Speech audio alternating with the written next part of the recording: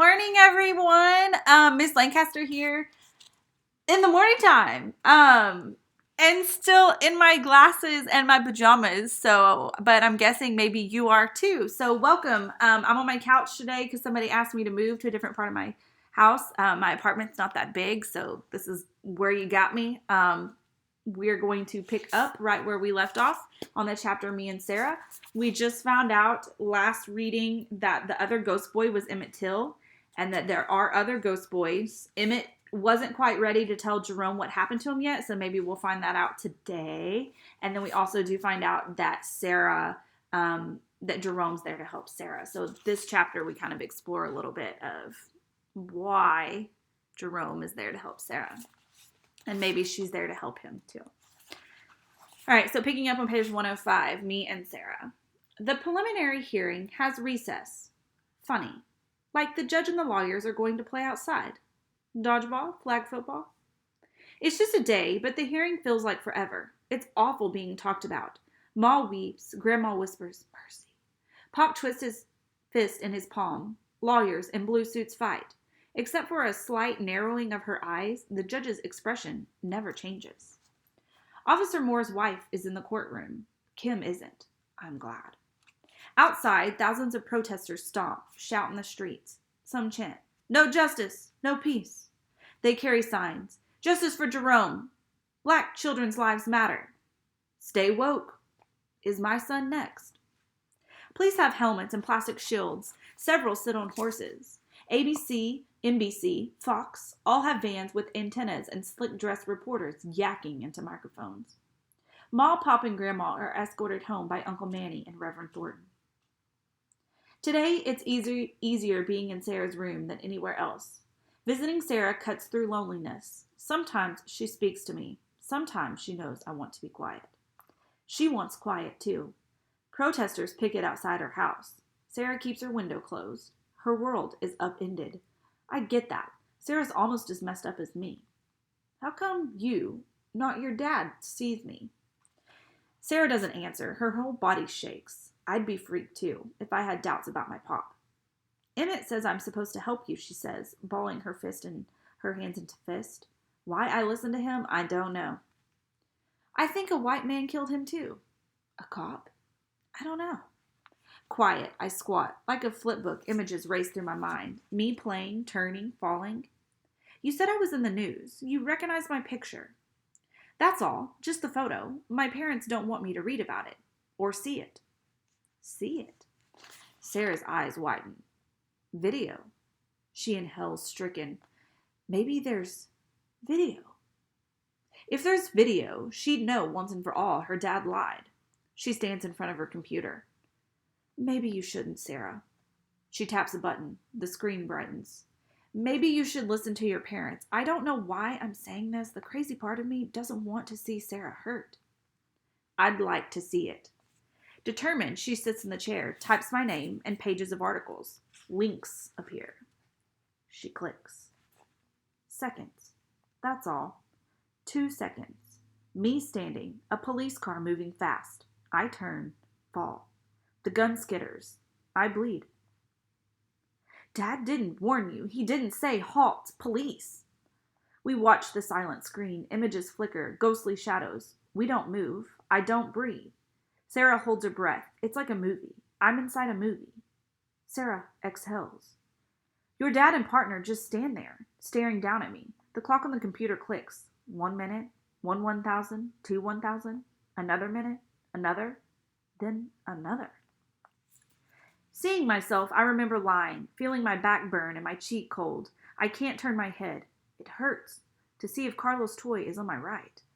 I can't lift my head, see sky, but I can hear voices, especially Ma's and Kim's screaming. I see black boots, see dirt and snow. I wish Grandma was holding me. Sarah scrolls down, words roll up the screen. The article says paramedics were too late. Seeing me dying, my thoughts race. Who recorded the movie? Why didn't they help me? Call the police. Can you call the police on the police? Staring at the computer, I can tell when I died. Like rising smoke, my spirit leaves. Sarah's face is bleak. I'm so sorry, Jerome. I'm so sorry. If I could, I would hug you, bring you back to life. Her body leans forward like she thinks she can touch me, like she's yearning, needing connection. Sarah is forever changed. I can see that. She murmurs, "He didn't see you. My father didn't really see you." "Does he see you, Sarah? Did he take you skating?" I asked, sarcastic. "Did he, or is he selfish, feeling sorry for himself?" If I were alive, I'd flush red. "Sorry I'm being mean." "It's okay, Jerome. I understand." She steps closer. I smell lilacs. She does understand. I blink.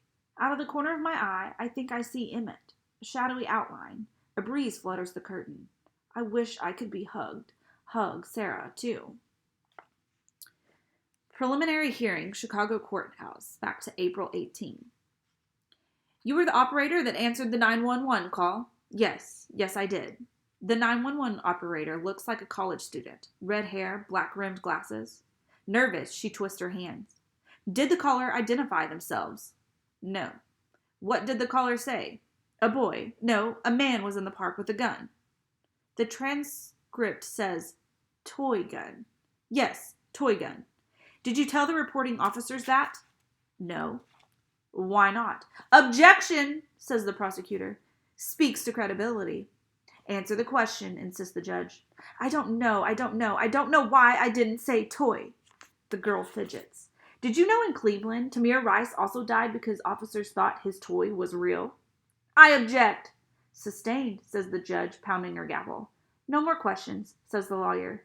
"Dismiss," says the judge to the girl. I wish you could hear me murmuring, "Sorry." Her saying toy wouldn't have made a difference. Civil rights. Sarah's school is much better than mine. I mean, much better than my old school. Her school has trees and a track, basketball gym, and football field. My school has a chain link fence and concrete where I ran and played hoops. Her school is mainly white. Mine was mainly black and Hispanic. Her school has a library with computers. Mine doesn't even have a librarian. Being dead, I see places I never saw before. See homes, not high-rise projects, schools better than I ever imagined. Who knew there were schools with computer and science labs? Libraries with fluffy pillows and couches? I wouldn't have minded going to Sarah's school. If I'd gone to Sarah's school, I never would have been late or faked being sick. I don't think any kid at my old school, even the troublemakers, would have minded a sky blue painted school with bright lights and clean hallways. The nice librarian, with glasses dangling from her neck, comes towards us, stops, her face puzzled, then steps around me and squeezes Sarah's shoulders. "Shouldn't you be in class, Sarah?" Sarah doesn't answer. "Are you all right?"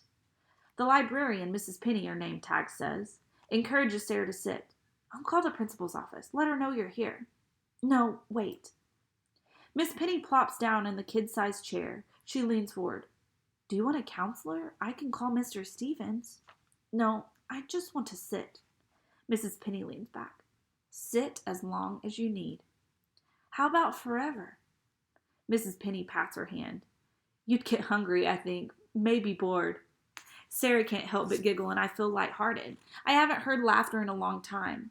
Sarah stops. "In class, some kids talk about what a good cop my dad is. He is a good cop. But he can't be if he killed a kid, can he?" Miss Penny doesn't say a word. She just hugs Sarah. "Ask her about Emmett," I whisper, though Mrs. Penny can't hear me anyway. "Miss Penny, have you heard about Emmett Till?"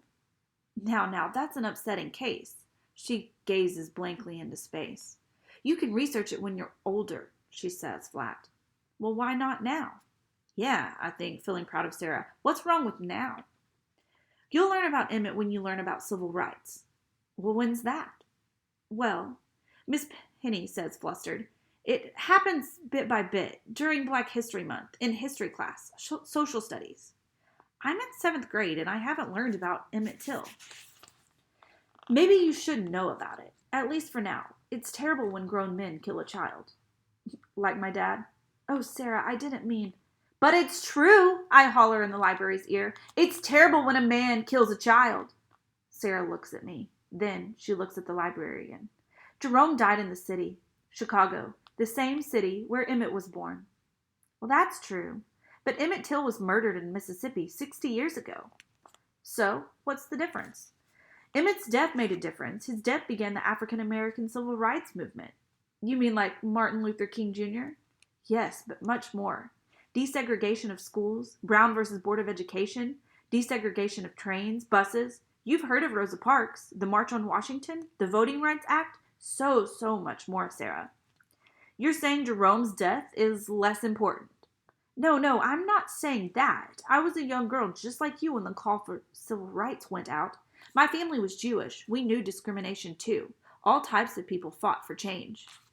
In 1955, Mrs. Till was very, very brave. She insisted on an open casket. She wrote, "Let the world see what I have seen." Can I see? Mrs. Penny closes her eyes, shakes herself, then sighs. Better to light a candle than curse the darkness. What's that mean? A Chinese proverb. It means I'm going to show you a picture of Emmett Till. I was the same age as you when I saw it. Mrs. Penny types casket and Till in the computer's search bar. Click. I turn away. I don't want to see. Dead is dead. Doesn't matter what dead looks like. I walk out of the library, down the hall, through the front doors. It's a bright, sunny day. I hear Sarah sobbing, oh, over and over and over. Wondering. Leaves are budding. I walk and walk and walk. At least it feels like walking. I roam, going nowhere. Why am I still here, yet not here? I walk among people, invisible, and people still make space for me, like the weight of my air is tangible, real. Dead, I walk, while living people talk, laugh, make plans. Emmett walks beside me, just like that.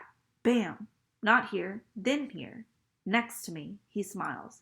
I want to hit him. I don't want to know a 60-year-old ghost. I want to go home, but home isn't home anymore. Maybe if I waited, I'd see my family becoming happier without me. I don't want to wait that long. I don't want to feel myself being missed less and less. Will it happen? I hope not. I hope so. I don't want Mom, Pop, Grandma, and Kim to be unhappy forever because of me. I move faster and faster. I'm like smoke in the wind. If I was alive, I'd be jogging, running. Emmett is keeping up. I'm angrier and angrier. Stop bothering me! Go away and leave me alone! I stop abruptly. If we were alive, me and Emmett would crash into each other. Why were we killed? I holler. Right. Why? Another ghost walks ahead, dipping side to side, swaying. He's graceful, fly, hip, wearing a gray hoodie. Who's that? I ask. Killed about 6 years ago in Florida. Hey, kid! Hey! He keeps walking, bebopping ahead of me. All I can think, Peter Pan sucks. Preliminary hearing, Chicago Courthouse, April 18th. Sarah's father is called back to the stand. He looks sharp in his uniform, but he also looks beat down, weary. The sides of his mouth droop. His eyes are rimmed red. I almost feel sorry for him. I stand in the back, near the double doors. I want to flee, but I can't help myself. I stay. Emmett's missing. Sarah sits next to her mom. I stare at the back of her head, at her brown hair, thinking, look at me, look at me. She doesn't turn. Ma rests her head on Pop's shoulder. Grandma weeps quietly, huge tears dampening her face. The prosecutor moves close, face to face with Officer Moore. Did you announce yourself? Police. No. Did you order Jerome Rogers to put down the gun? No. To raise his hands? No. Did you fire from the police cruiser before it had come to a complete stop? I don't know. Yes or no? I guess so. Officer Moore looks down like an answer is written on his hands. Yes, no. Yes, he says, looking straight at the lawyer. He was waving his gun. A police car is a coffin. I had to react. Did you react when Jerome Rogers lay wounded on the ground? Did you render aid? No. CPR? Objections! Shouts the defense lawyer. Sustained, responds the judge. Call 911, the prosecutor persists. Objection! Sustains. Counselor, I will cite you for contempt. Sorry, Your Honor. Just seeking clarification on the unconscionable lack of aid. Objection! Roars the defense. Before the judge bangs her gavel, Officer Moore answers hoarsely. No aid.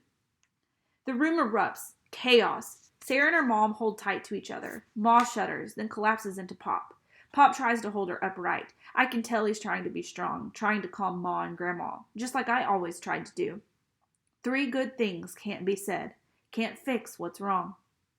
Court's adjourned. Tomorrow, 9 a.m. We begin tomorrow. Angry bursts swirl like a hurricane. Sarah buries her face in her mother's lap. I can't help Grandma, Ma, or Pop. I walk out. Disappear. I'm going to stop there. The next chapter goes back to Carlos, but we're still in the dead section. We'll be in the dead section for a while until the end, and it goes back to alive. So we will stop there. I read about 20 pages today. If you want me to continue reading through spring break because you have nothing else to do, you can comment on the video below and say, hey, Ms. Lancaster, keep reading, and I'll keep posting through spring break because, yeah, I know we're supposed to be taking a break from school, but this technically isn't school because you don't have to do anything. You can just listen. So if you want me to keep reading, you can comment below. I'll see you guys later.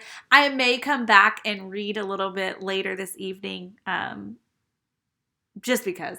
So, you guys have a good day, and I might see you later this evening on here. All right, bye.